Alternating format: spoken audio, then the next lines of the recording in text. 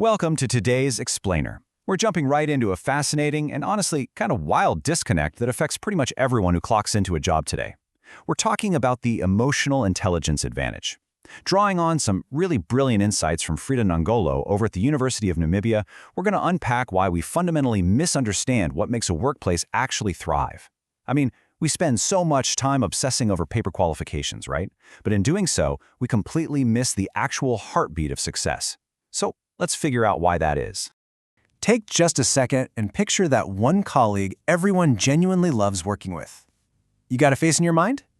Okay, now ask yourself, is that person the one with the absolute highest qualifications in the office? Do they have the most impressive framed degrees hanging up on their wall? Usually, no.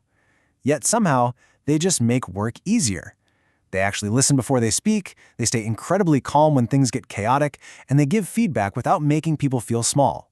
Crucially, they make others feel valued. They're that go-to person everyone runs to when a project is going off the rails, and this hits on a massive disconnect in our corporate culture. Think about getting the job versus actually succeeding on the job. Organizations demand degrees, technical expertise, and all these professional certifications just to get your foot in the door. They want people who can crunch the data and deliver immediate results. But what does it take to crush it once you're actually hired? Listening, empathy, keeping your cool under pressure. All those technical specs might help someone secure a desk, but those interpersonal traits, those determine whether they actually thrive.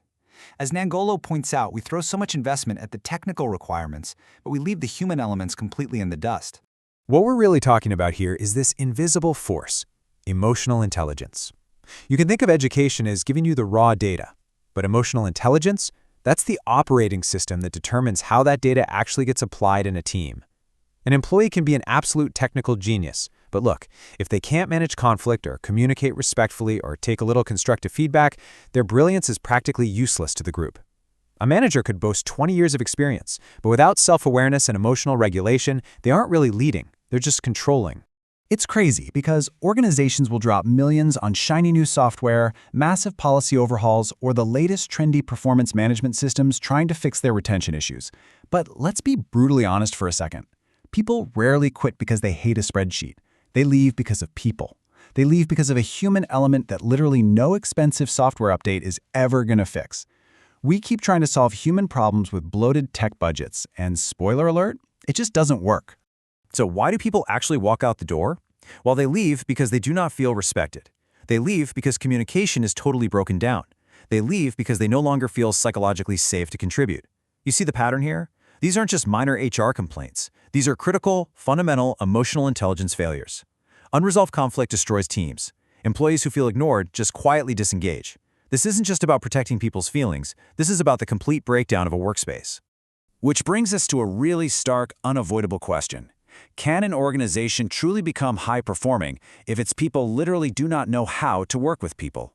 We can talk about navigating rapid technological changes and economic shifts all day long, but if the humans running the machines can't collaborate, handle a disagreement, or support each other, the whole system just stalls out.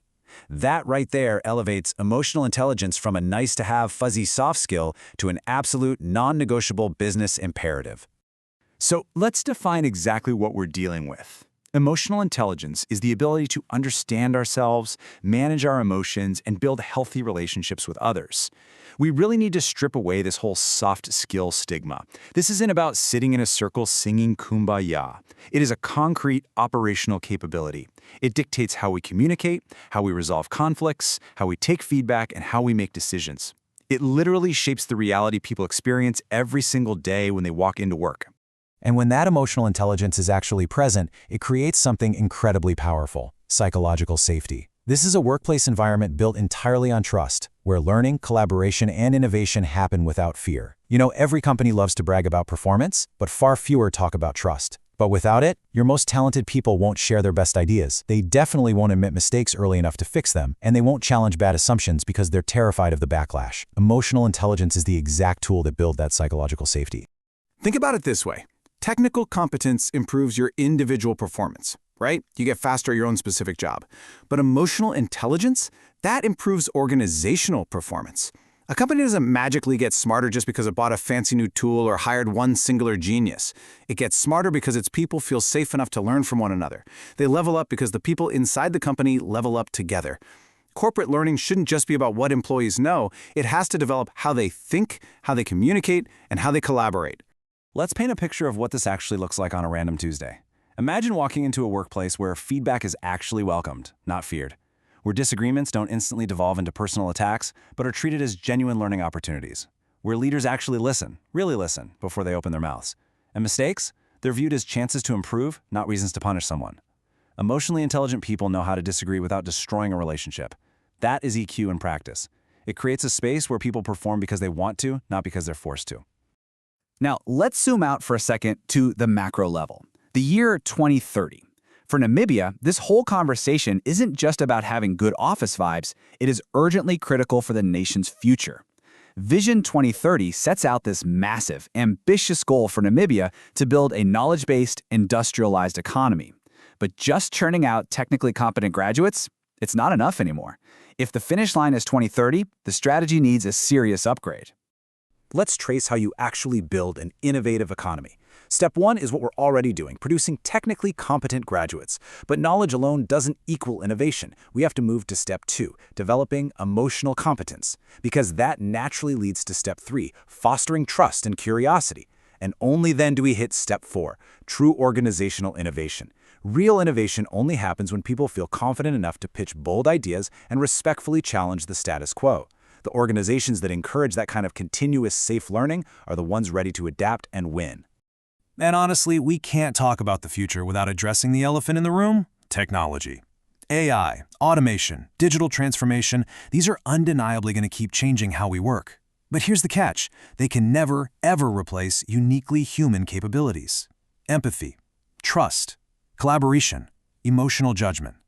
The future of work won't just belong to the companies with the most powerful AI. It's going to belong to the organizations that realize people perform at their best when they're treated like humans, not like cogs in a machine.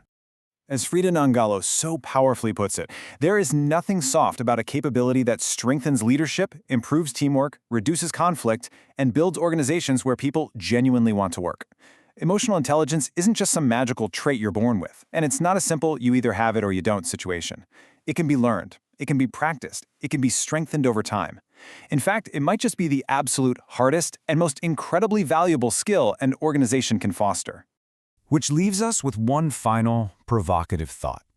Is emotional intelligence the real competitive advantage that Namibia's organizations have been completely overlooking this whole time? It's a question that challenges business leaders, educators, and really every single one of us to rethink how we hire, how we train, and how we interact with each other every single day. Look, degrees will open doors, for sure. But emotional intelligence, that's what builds workplaces where people actually want to stay and grow.